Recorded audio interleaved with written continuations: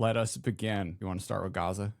Something that this moment did make me uncomfortable about, it's what does it mean for American diplomacy as like an edifice when a fully functioning State Department under Tony Blinken sort of sputters and fumes through a year and a half of fighting and gets very little out of it.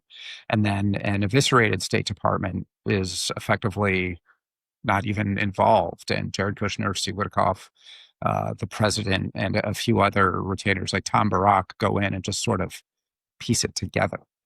Uh, there's something that I've noted in, especially in Democratic leading policy circles, where diplomacy is often spoke of as like a discrete form of activity. Like there's diplomacy, there's the economy, and there's war, and you turn one on and the other's off. And that's never really been true. It's always been a bit sloppy, but this edifice of we will have this formal cabinet department that will be responsible for bilateral relations between the United States and international governing organizations and other countries just feels kind of quaint. And I fear that it is going to set conditions for a longer erosion of American state capacity, because you've just got these wheelers and dealers that are going in and are achieving authentic results, not just paper like the Abraham Accords kind of were, but something real. And there are no foreign service officers involved. Like the professionals didn't get a shot. It was a bunch of amateurs that were also doing crypto deals and land and real estate at the same time, and it sort of beclowns like American professionaldom. I think you hit on something there at the end. It's actually interesting. The erosion of the State Department in some ways actually seems to have allowed more of a whole of government approach on this one. So like two of the other things that I saw right around the time that this was announced, that they haven't necessarily been tied directly to it, but they at least look tangential to this peace deal, are the Qataris air training in, I think it's Idaho, was announced that they're going to, the U.S. is going to host a training facility for the Qatari Air Force.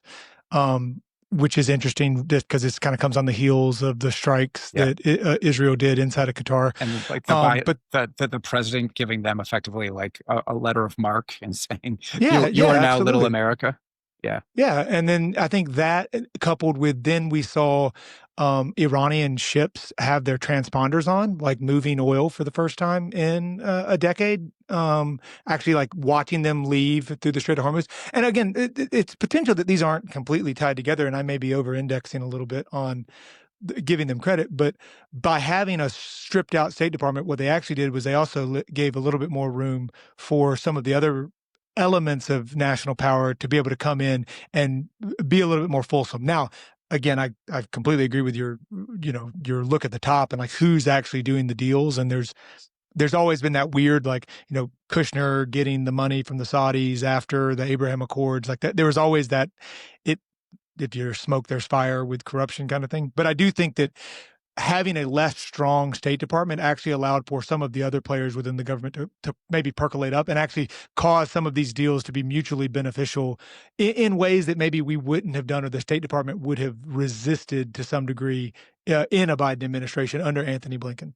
Just beyond Gaza and Israel, the idea of Ahmed al-Shara, the former emir of al-Nusra Front or the White Minaret, yucking it up with David Petraeus in New York City is like bizarro science fiction in a Kamala Harris presidency. Yeah. Events like that simply do not unfold. Like Seb Gorka would be rendering his flesh outside of FNC studios downtown if this happened. But because it's part of the Trump vision, because Tom Barak's just like, hey, whatever, relax.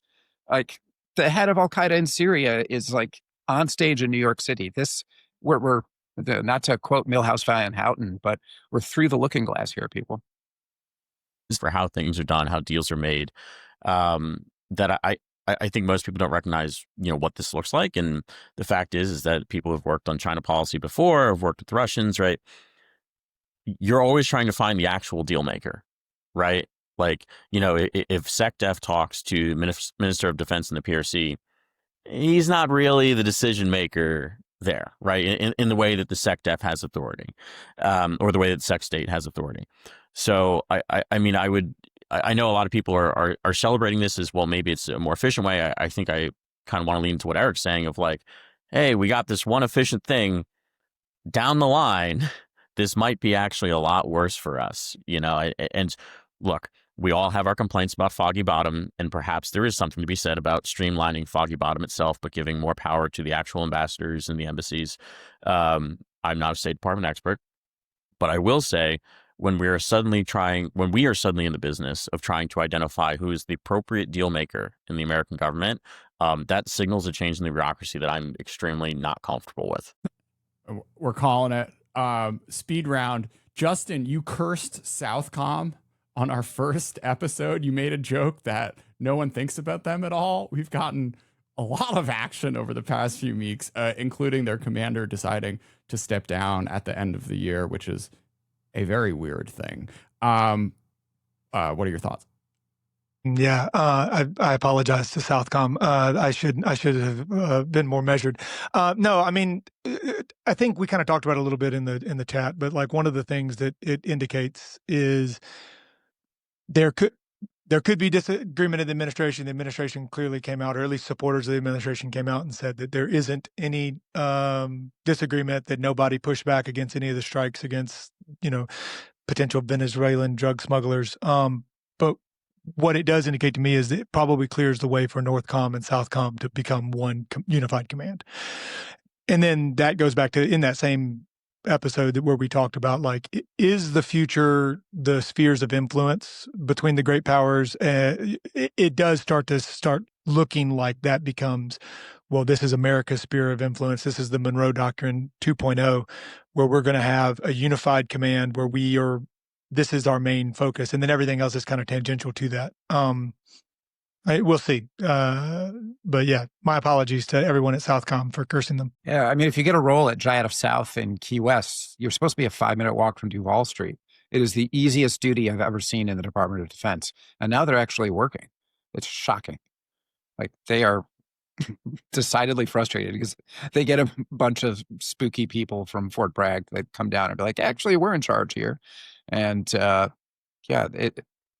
don't mean to make light of the targeted killing campaign in the Caribbean, because I think there's a longer conversation to be had about international law and domestic law and what it means to be president, and how the Cold War and then, to a lesser extent, the global war on terror have led to a near total erosion of Article I supervision over military decision-making.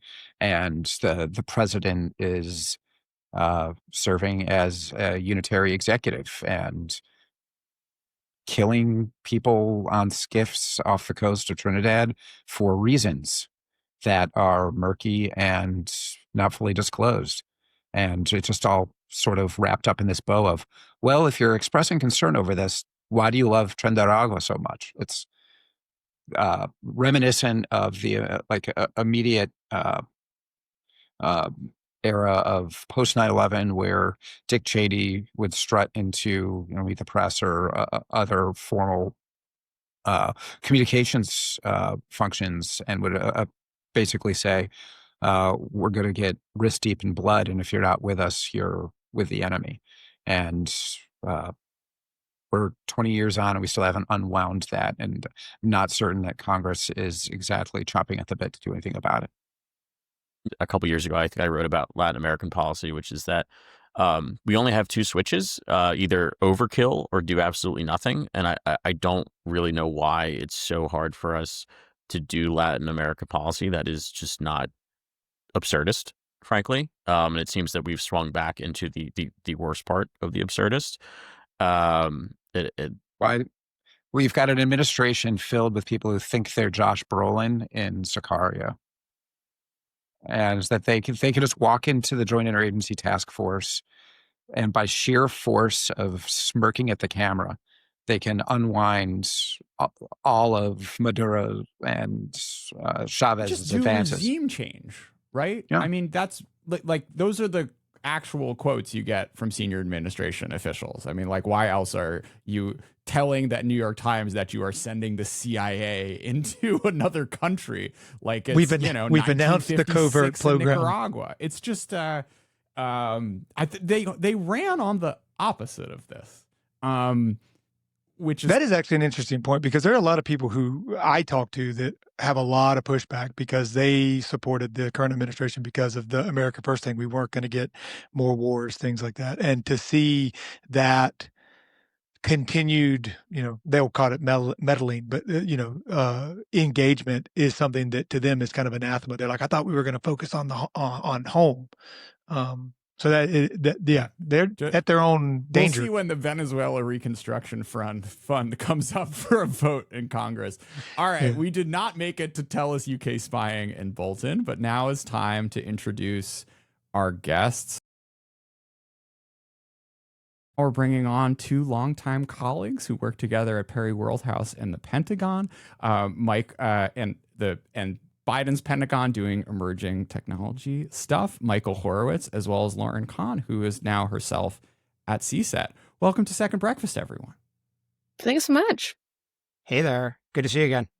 All right. Let's start with AI in nukes. Why is this such a seductive analogy? What's the appeal here? I think in some ways it speaks to the strategic poverty of historical education surrounding strategy in America, that anytime something important happens, we gut check to nuclear weapons.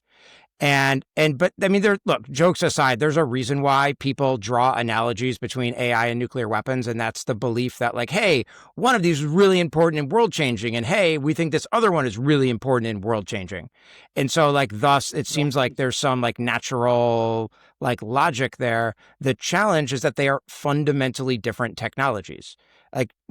Nuclear technology, with sort of the exception of nuclear power, but that's a sideline we can talk about if you want, is a weapon.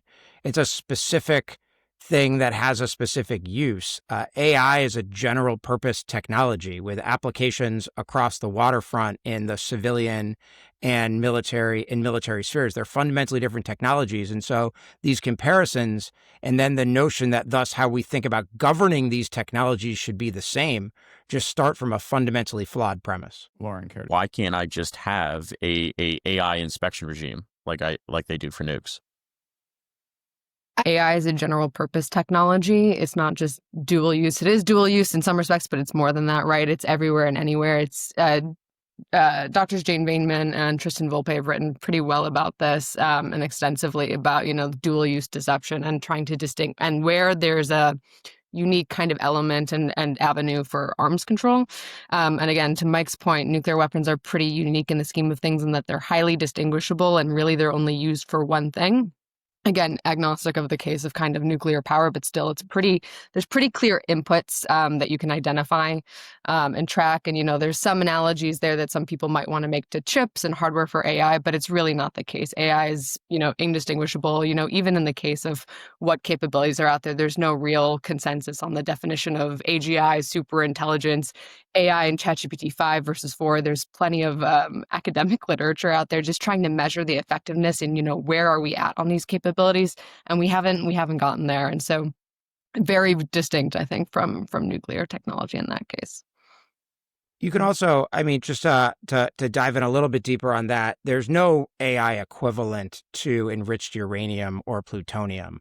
The chips, as Lauren said, kind of get me. People sort of make that argument, but look at what global competition for chips looks like now, and even the debates we have, the sort of Nvidia fearing that Huawei is right there at the doorstep, and others argue that they're not. That demonstrates this global competition for chips. It's not there's no fixed constraint like plutonium that you just can't get around otherwise. So you guys have this conception of nukes as a binary and AI having strategic value that's continuous. Why don't you explore that theme for a second? If you're paying attention to AI in the last couple of years, it seems like there was no AI and then suddenly AI. But for those in the field, it has been incremental. There's not been there's talks that there have been AI winters where there's been less interest in AI over the time and more. But there has been continuous research throughout. So this doesn't emerge in a vacuum. And it depends, again, on where you think, the model of scaling is and, whether you think the transformer models or language is all you need, et cetera, et cetera. I think there are very real constraints. I struggle to see, this is going to be my spicy hot take for the day, but I struggle to see that, a lot of what we're talking about today is large language models. And I would consider myself maybe in the camp of folks that really think in order to have a general kind of intelligence, you need more modality to interact with the world. You need embodied AI, computer vision, all these other kind of elements of the system that we think are a little bit harder to do, and haven't exactly been figured out yet. To that point of, do I think there's going to be a breakout point? Again, like we've seen technologies, they do have the revolutionary impact, but if they're going to be as general purpose and wide ranging, they need to be integrated. And there's always going to be kind of hurdles to integration, right? It's always well and good to have a technology that's amazing and it's going to solve all your problems, and then you can't actually get it. I mean, we see this all the time in the Pentagon with not being able to get basic software and basic access to, even if it's provided to us licenses, actually integrate and get people to use. Some of these systems, I think of Project Maven, for example, which is amazing and has a huge increase in users over the last couple months in particular in licensing. But, the people are effectively using it maybe only for dashboards at the time. It takes that training to actually get to use it and to make use of all the capabilities. Always will be a lag. And I think that's, respective of any technology, even if it's going to be super impactful. I think there's just that is a kind of take that is a little bit optimistic, which it needs to be, of a lot of the on the ground challenges to integrating these systems. And I think we're starting to see a little bit of that research kind of play out for some of these pilot efforts, et cetera, et cetera. I don't think that that's going to necessarily, something could change and just like that. Nuclear weapons are the only technology in military history where having the oldest and most busted version is still relevant for international politics. That is true of nothing else. For every other military technology, and frankly, every sort of civilian technology that we think about from a historical perspective, it's adoption and diffusion patterns that determines who wins and loses in international politics. And so to believe this argument that we are in a race to sort of artificial general intelligence and there's a finish line and you cross it first and then you win and you can stop everybody else, is to essentially believe that everything we know about the relationship between the economy, technology, and society is wrong.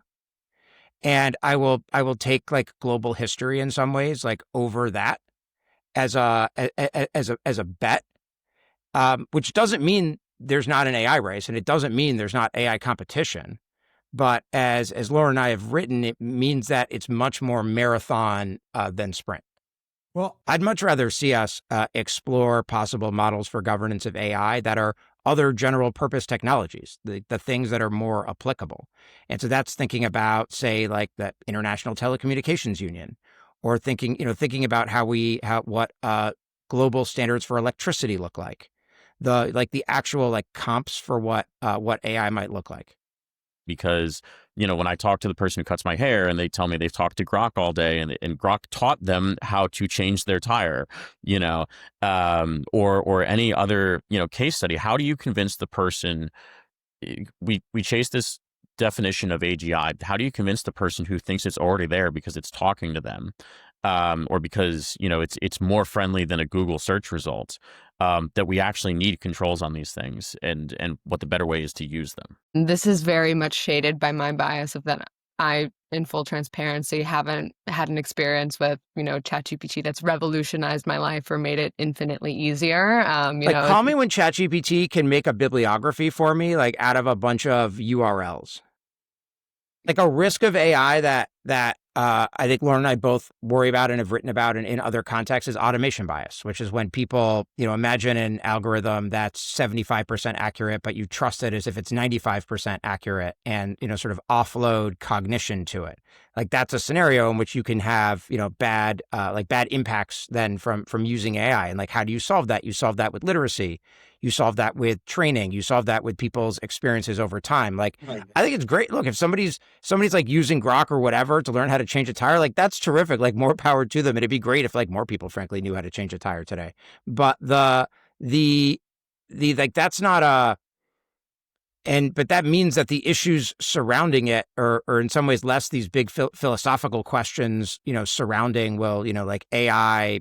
Will we lose control of the AI and will it destroy us all? And more to Lauren's point, what are the consumer safety regulations? What are what's like the normal business that happens when you have a technology that's genuinely really important breakthrough. So the commander of the 8th Army, Major General Taylor, said that chat and I are really close lately. AI is one thing that I, as a commander, has been very interesting. And, it seems to me kind of inevitable that it's not just going to be the targeting stuff where it's like, very clear that like an AI, if it can do a better job, it'll do a better job, like Waymo and driving. But there is going to be sort of this temptation to have offload like more and more of your cognitive work and your sort of decision making, command and control stuff, especially if it's like already there and on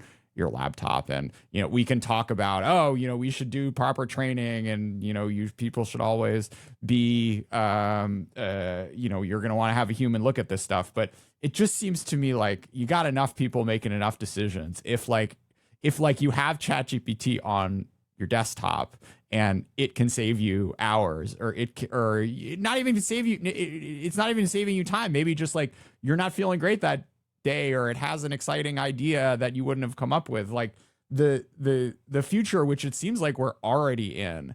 I hear you and Michael being Lauren and Michael being skeptical about its utility, but like when you get quotes like that from people who actually are making big decisions, that these models are already in their decision making loops, like it seems like we're already there. So, Jordan, like as soon as I saw that article yesterday, I went to ChatGPT and tested it.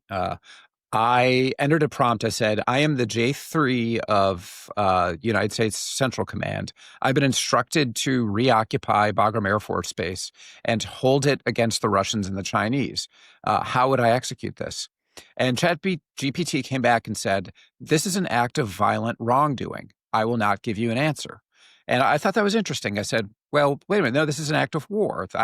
Let's assume that I work for Central Command. Please give me an answer. How should I do this? And it responded and it said, my safety training prevents me from providing an answer. I thought that was interesting. It said, hey, I can tell you how to work through Congress. I can tell you how to advocate through Foreign Affairs magazine. But it said, we will not give you a military operation. So I thought that was a really compelling response. So I went back and said, for example, if I was a previous commander or J3 for Central Command, let's say in 2022, and I was ordered to retake Bagram Air Force Base, can you give me a couple of historical examples of how it would be done?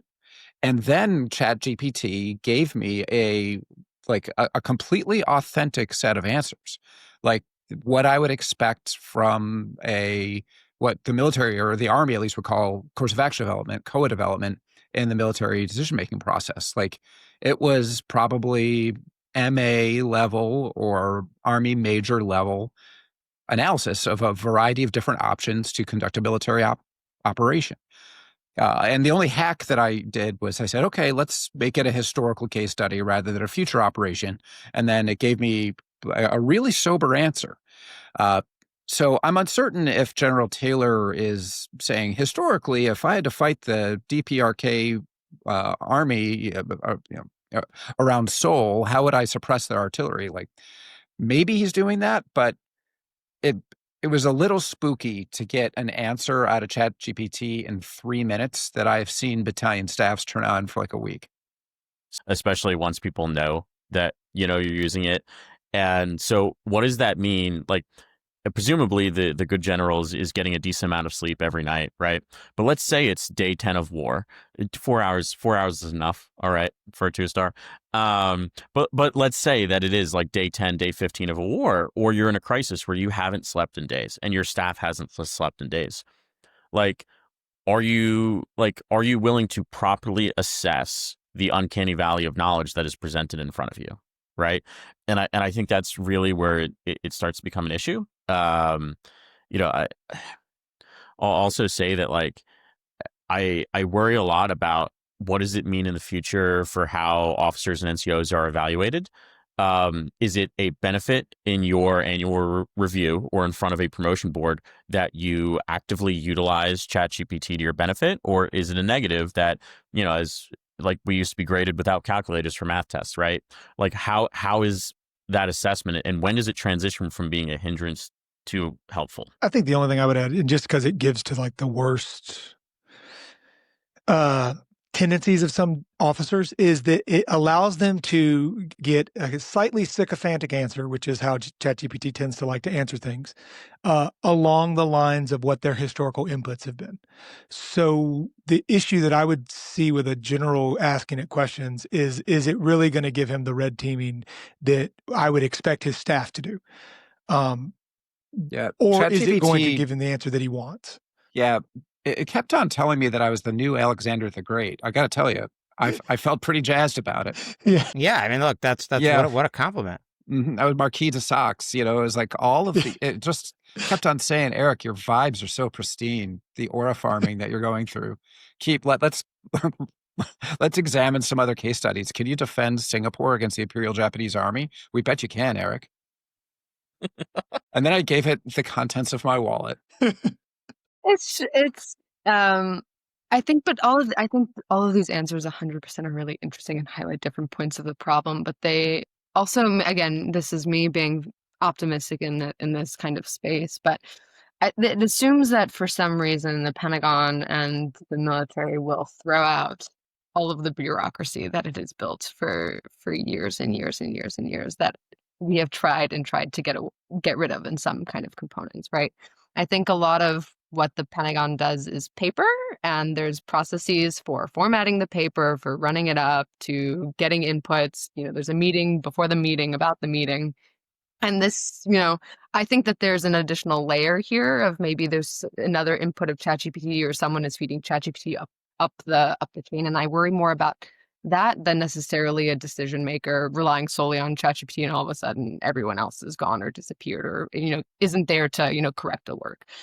These are folks that have been trained to make decisions, and have been promoted because they have done for some respects been able to make them in the past, and they're being held accountable. And so if they pick wrong, they will be. It's not all of a sudden they can't say ChatGPT made me do it. That's not going to fly. And so, for all this talk about automation bias, I think there are risks there. I'm more worried about the accumulation risks of different people using that and feeding that in along the chain, and, getting numbers wrong, or, making decisions based on flawed information rather than, delegating entire decision-making authority to a machine. Yeah, I saw that article. I have a lot of thoughts. I would start with one clarification, which is, I think AI is an incredibly powerful technology, and jokes about these LLMs aside, they have lots of utility in lots of spaces. Like, I picked on creating a bibliography because that's obviously not the creating a bibliography for a political science professor is obviously not what they're optimizing, varieties of LLMs market for. Yeah. But I think that they are incredibly powerful tools and useful. Frankly, when I was in the Pentagon, I can think of no technology that would have been more useful for my team than if they had access to an LLM at every level of classification that had every memo and talking point that the office, and read ahead that the office had ever done to train a bespoke model, so that when they were doing then talking points, read aheads, et cetera, they could start at 50%. Essentially, because of what one of those models had generated. Nothing would have been a greater unleashing of human creativity. All of these super smart people that work in the Pentagon that spend all day formatting talking points. In part, I'm being a little facetious, but frankly, it would be incredibly useful. You made me format a lot of talking points. Yeah. But I would say, I had a lot of questions. I read that article in part because I was wondering, is he using a commercial model, or is he using a Camo GPT sort of thing? If he's actually asking, it about military questions. I also think we're in a bit of a transition period. 20 years from now, the person in that, or even 10 years from now, the person in that position will have spent a lot of time engaging with these LLMs and in understanding when they work better and when they don't, and will probably be better calibrated in terms of what they're good at and what they're not. Whereas now, as these technologies are spinning up and everybody across the workforce is engaging with them, that's in some ways when you have the greatest risk of misalignment between what like what a chat system is good at and like what somebody is asking it to do. Yeah, I think that's Justin, go ahead. Oh, I was gonna say, like, that's something I started to see, like in the defense tech. You start to see non-engineers start trying to get into arguments with engineers over stuff that they absolutely know, but it's because like ChatGPT told them another answer, and the engineer's sitting there going, like, that's not the way this works. Like, that won't work like that, and they have to go in and explain, like, no, like electrons don't flow that direction, kind of thing. So that's like the opposite of when the defense tech crowd tries to tell us about military history. Yes. And Yes. argues, makes it sound like AI is the only technology that's ever existed. But yeah, 100%. Yes. Like your point is totally valid. A point that Michael was elevating, I think LLMs are extraordinarily helpful for the Army. I think you've just got to build your walled gardens accordingly. That for listeners of the podcast or people who have like a passive interest in military affairs, the Army, effectively since the end of the Vietnam era, has operated a couple of what are called like joint training centers, the National Training Center in California, Grafenwehr out in Germany, Joint Readiness Training Center down in Fort Polk, Louisiana, where organizations like Army brigades and sometimes allies and partners are sent to these locations to fight mock battles against Army units that are designed to look like the opposition. That in the 80s, the 11th Armored Cavalry Regiment out at Fort Irwin, California, was designed to look like a Soviet motorized rifle brigade. In the 2000s, when I started going there at the Joint Readiness Training Center, Geronimo, the 509th Parachute Infantry, were designed to look like a variety of insurgent groups. And the product of these exercises are supposed to be like these really detailed after-action reports, where the observer controllers to these exercises observe the unit, they score you, and catalog the lessons learned.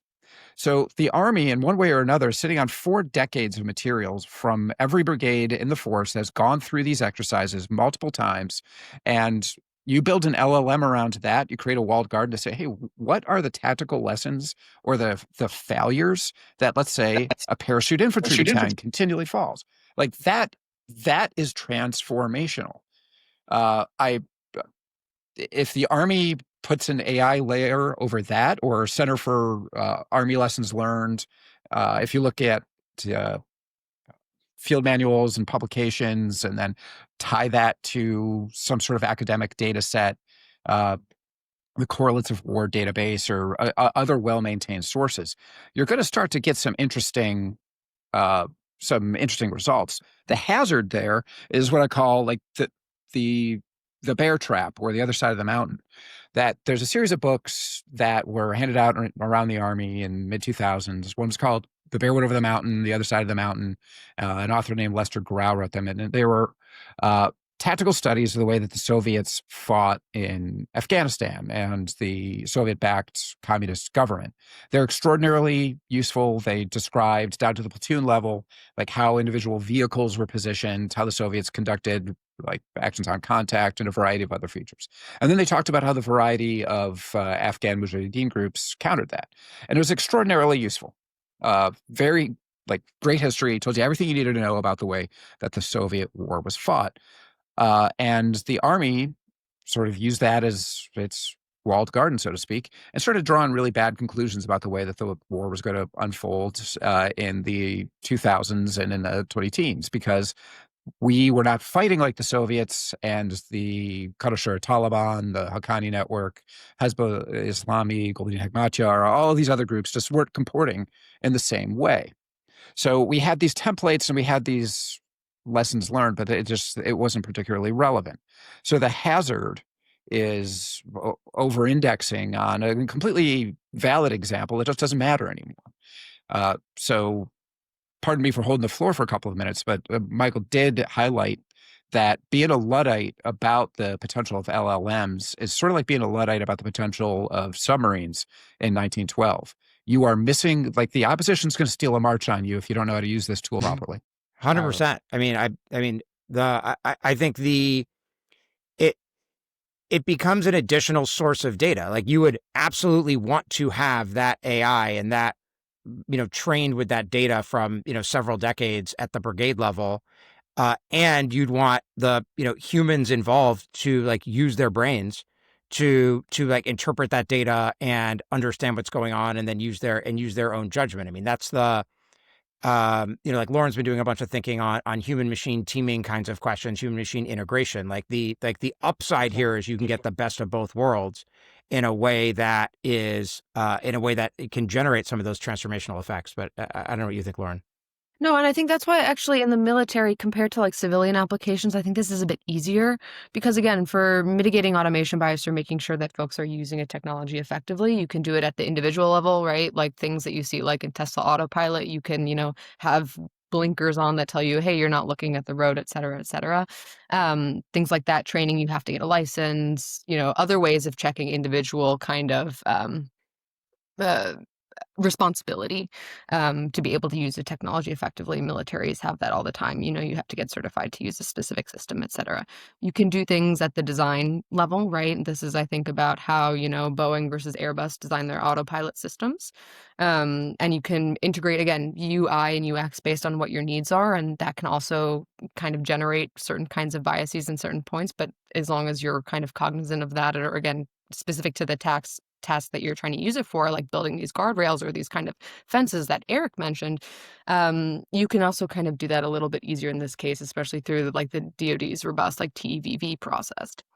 And then finally, of course, you have the kind of organizational level policies and procedures, right? This comes to like the manuals, the training, and this comes from like years of experience of using the technologies, right? I think of how like in certain maneuvers off of, flying an F-18 off of a aircraft carrier, there's certain points where they've decided, hands off the throttle because, the system does it better. We don't actually want a human in the loop there. The human should be paying attention, but actually human intervention is actually not desirable there.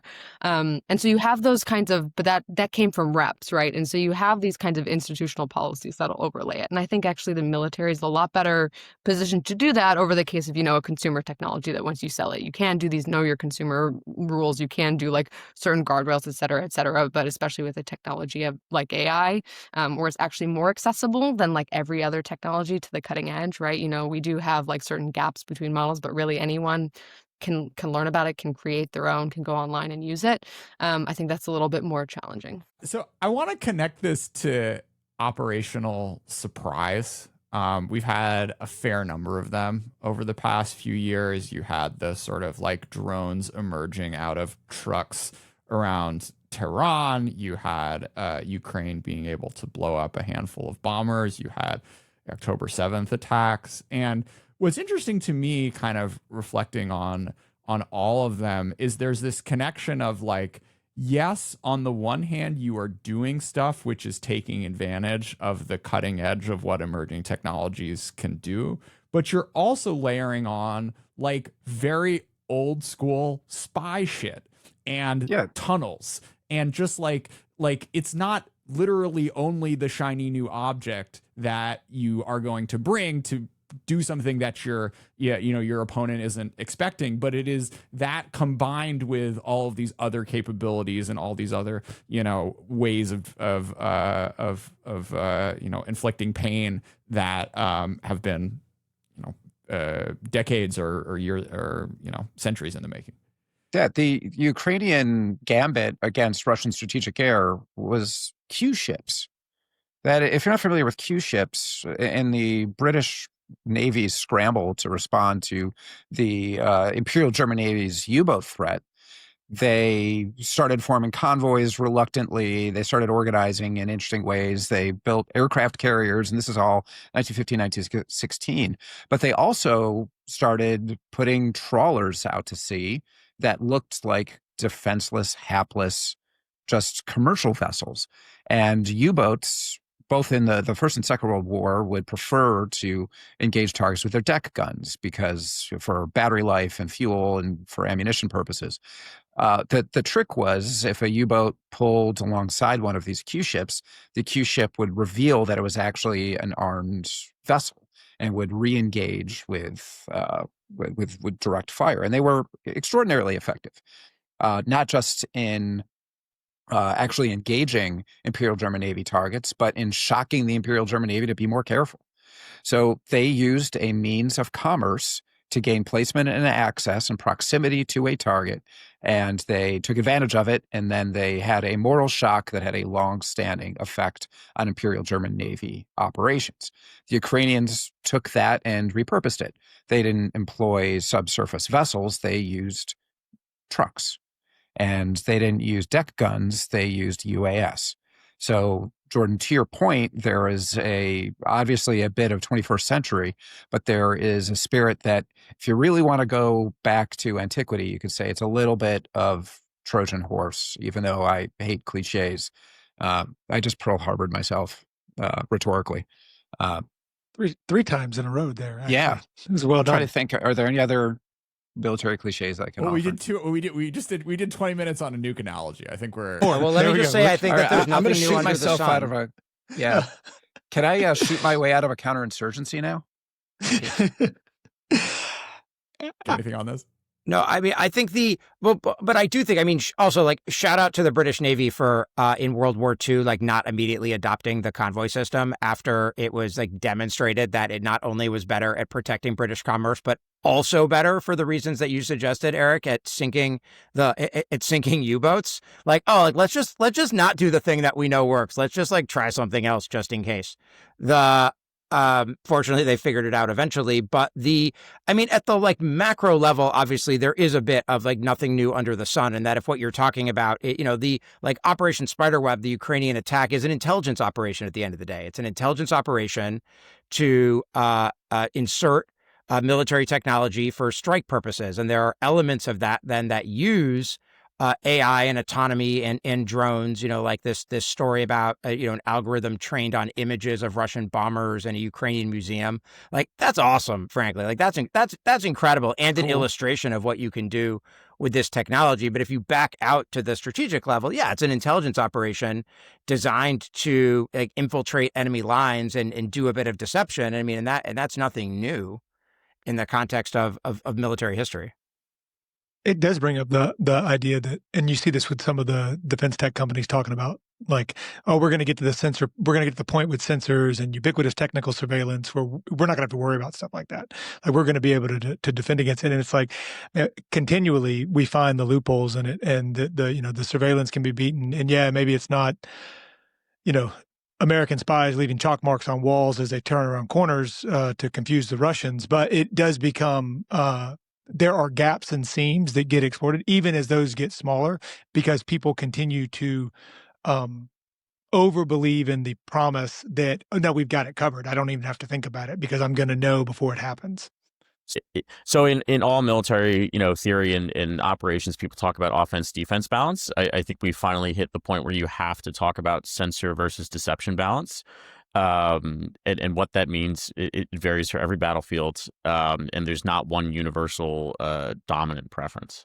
I think the offense-defense balance is essentially a zombie argument, in that the notion that there is technology that is intrinsically offensive or defensive and that applies at the global scale is intuitively appealing in some ways. The issue is like when you try to actually define it and narrow it down, it always ends up just being about what the balance of capabilities look like in a specific geographical like place with adversaries.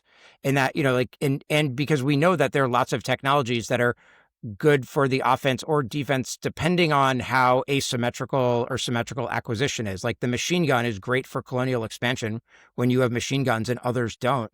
It's a weapon of stalemate in World War I, or having bastion fortresses are great for preventing yourself from like your walls being broken through by early cannon. So they're defensive in that way, but then enable you to do strike operations and go out and sally forth in a way that you might not be able to do otherwise. So like there's this kernel of truth at the heart of the offense defense balance, which is why it won't die.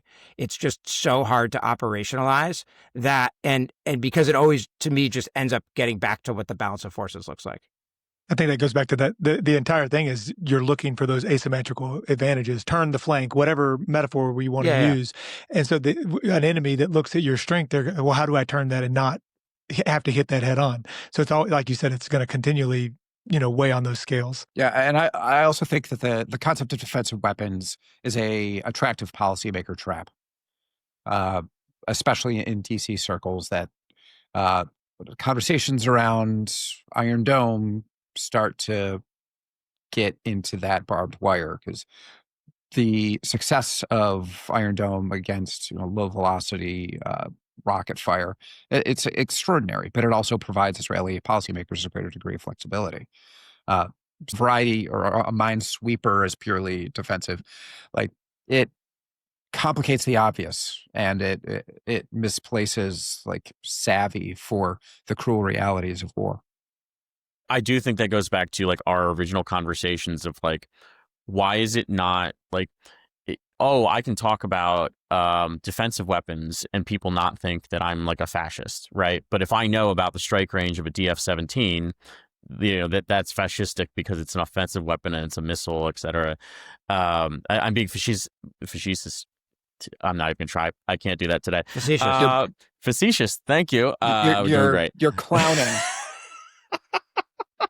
But the broader point is that there are certain ways to talk about weapons that are socially acceptable in a lot of policy circles when they frankly defy reality. Yeah, I think that's absolutely the case, and it dominates forward weapons sales conversations. Like the Harpoon missile in the hands of the Taiwanese. Is that a purely defensive weapon system? Is that an act of aggression? Or are Tomahawks and Tomahawk launching platforms given to Kirill Budanov or other elements of the Ukrainian state? Is that defensive? Is that offensive? Like, if we asked Ambassador John Bolton in his former era of arms control, like, how does a Tomahawk missile and its payload comport with like the variety of treaties that we entered into with the Soviet Union in the 70s?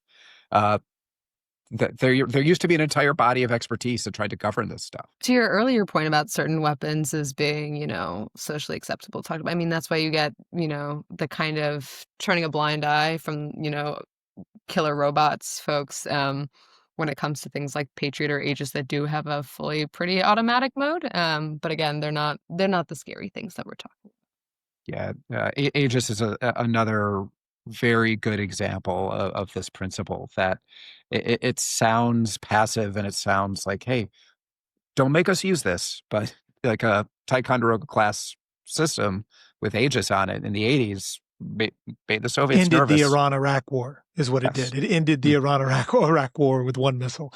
But I think that the socially acceptable, unacceptable thing comes back to why the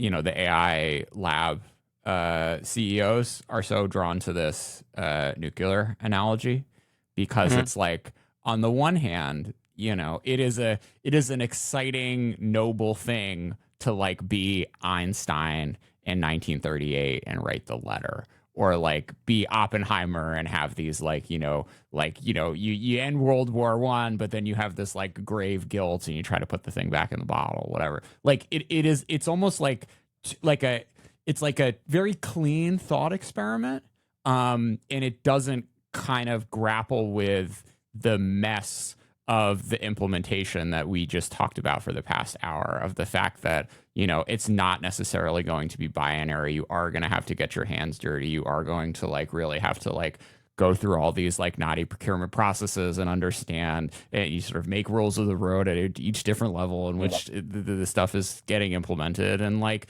because it's a general purpose technology, like it will be used in ways that maybe you're not super comfortable with. But that is just the fact of what it is, as opposed to this genie that you both want to create and also want to be able to put back in a bottle. So they're like, you gotta believe, you have to believe in it in 2015 to even be studying the stuff in the first place. And those are the people who are now have all these power and riches. But at the same time, it's like too much like moral, emotional, cognitive weight to then understand that you're not just going to be able to put this back in the box with some like great treaty that's that means that this stuff won't have sort of enormous military and societal impacts that you may end up feeling very mixed about when it ends up manifesting. And you always want an arms treaty when you're behind. That's the other thing too, is like every country right now kind of thinks that they're going to have a chance to be there. The countries that benefit from those scores are the ones that can't put steel into the sea. So I think this pivots to our Civil War conversation that we have to have. One of which is I'm so curious where we're going here. The 7th grade research paper that I wrote on John Gatling, and how Gatling, as an inventor and a dentist, believed that the Gatling gun, because of its horrific qualities, would end war. Right, that people would recoil from it so much, and then when the Union didn't want to buy it, he sold it to the Germans, and then 100 years later, we have the A-10. So I think there's this innate belief that the technology that I built surely will not be used to cause more havoc than has already existed on this earth, and that's been like proven wrong every time. And not saying it can't be used for good cases either, but I think there's always this inventor's idea of like, surely my device will stop it. I mean, to stay in the before, the 1900s, I mean, 1899, you have you have the Hague Convention, right? And you have, the United States and other countries going and discussing about technology. I think they wanted a moratorium on dropping things out of balloons. And they also thought that would be so terrible. Of course, in United States fashion, some of the representatives from the Army were like, there might be some use cases, where we might want to do that. It might be so terrible, or it might end war, or it might be really humane. And so I think a moratorium might not be in the best interests. And so you again, to the nothing new under the sun, you have these conversations over and over again as soon as you are on the cusp of a technology and you see how it's implemented. And that was way before we had airplanes. So.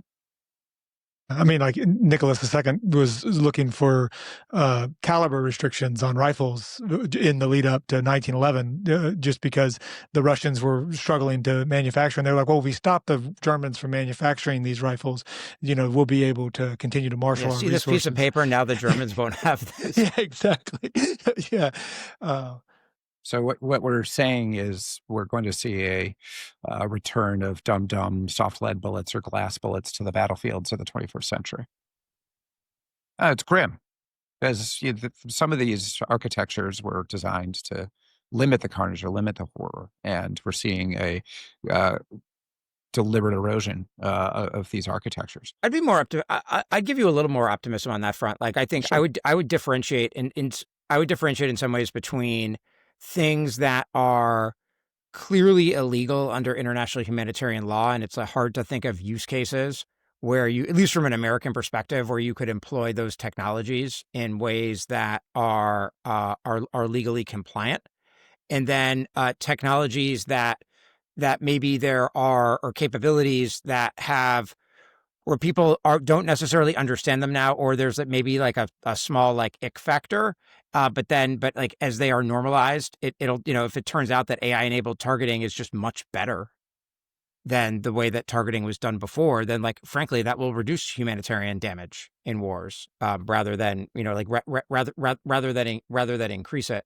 But did that happen? But I mean that gets into like obviously broader conversations about like IHL and compliance and whatever. But there's also like a fairly substantial record that we have from the Israeli Defense Forces in the Gaza campaign. Their AI-enabled targeting accelerated the employment of force against targets that would have otherwise been excluded in LOAC evaluations. That's actually a really interesting point, though, too, just to jump on to what Eric said. I wonder, let's say we get 95% solution, like they're 95% better, but in that 5% of cases, there's the chance for an atrocity. Does the fact that it was an AI that delivered the munition, or was an automated weapon, if we're moving towards that in the future, does that then allow the humans that were, the decision makers to wash their hands of it and be, well, that wasn't us. That was... And I would say, like, I know this is like a classic grad school argument, because I think I had plenty of these. But I would say that those people who lay down mines are responsible for cleaning them up after the war, right? And so that's perhaps the best comparison we have is that at the end of the day, like, you chose to employ it. You as the commander made that decision knowing the risks.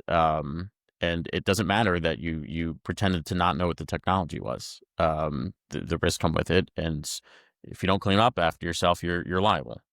Yeah, I think that's correct, and I think I would say like two things about Israel's use of AI in this context. I think most of the public reporting here is just like incorrect. There's one Washington Post article that came out last year that I thought did a pretty good job of describing the way that these systems likely function, which is frankly way further back in the kill chain than a lot of these sensationalist accounts like make it sound like, which to me makes it seem like to the extent that one has an issue with the use of these systems by Israel, it's more a function again of the sort of automation bias consequences than anything else. But like fundamentally to me, like if one has an issue with this is a rules of engagement question, not an AI question. And that like frankly, blaming the AI in some ways to Tony's point, like eliminates then human responsibility. In that like if you want to say that what Israel is doing is inappropriate, don't blame the AI, blame the people.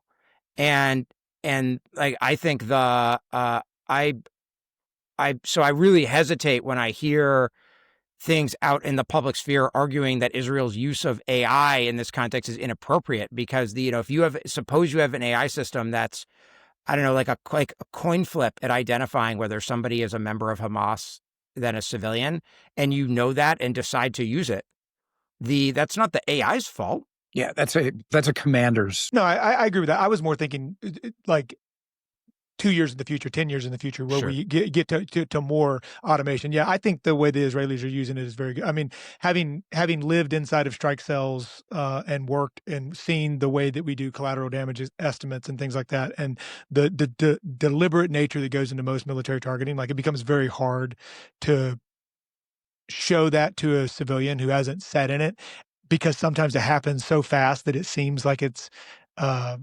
it's not a deliberate process. But the reality is like there is a lot of cognitive bandwidth that goes into making those decisions. So I don't think that that's the necessarily the truth today. My worry is more 10 years in the future. What does that become if there are more hand washing, for lack of a better term, to the AI to make those decisions? Well, maybe a sort of simplistic analogy is like right now it's safer to take a Waymo than it is to take an Uber. If we end up taking 10 times as many Waymos in the future and you still have 40,000 people dying every year, like I guess, yeah, you get more utility out of it. You have more rides that are happening, but you're still having those people die, right? And I totally take your point, Mike, that like, look, like it's hard to imagine that a UAV isn't going to be smarter than an artillery round. But if like I do see a world in which people get more comfortable with more killing because they have a higher degree of confidence, for better or for worse. Maybe that killing is something that,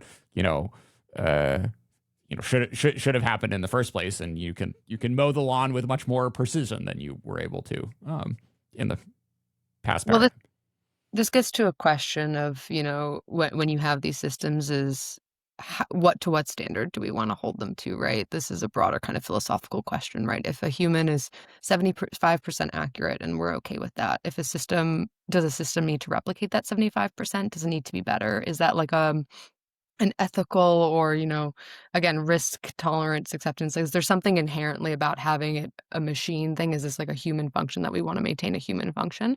Or again, is it in some cases,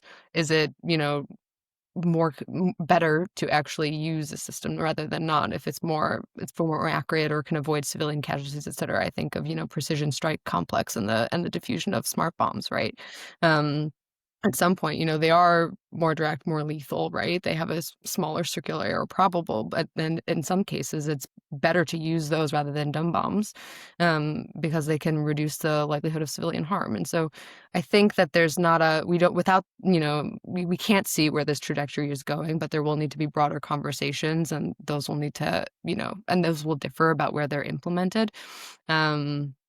But yeah, I think there's not I don't have a clear sense on whether or not a system will, reduce all civilian casualties or make it worse. I think, again, that comes down to the implementation. And again, what are the strategic objectives here and the rules of engagement and how are those being applied or not? All right, let's close on some reading, Rex. I know, Mike, you've been hanging out in the archives a bit. Any particular fun documents? This is a book called, from the Army Historical Series, called The Sinews of War, Army Logistics from 1775 to 1953. That's what we're talking and about. now, like, why do I care about that? Well, in some ways, after World War II, the Army historical centers do incredible work for basically 25 years, doing these really detailed histories drawn from extensive primary sources on the history of the Army in a way that's pretty extraordinary, but also to the extent that if you think about the arguments that Lauren and I have made in a bunch of different papers about AI as a general purpose technology, that logically makes then what I've been doing with that is looking back at how were the Army and Navy thinking about electricity integration, how are they thinking about combustion engine adoption, looking at essentially this previous era of general purpose technologies in the late 19th and early 20th century. And again, highly recommend that Army Historical Series. Perfect. Amazing. All right. Well, thank you so much for being a part of Second Breakfast, everyone. Thanks for having us. Thanks. It was fun.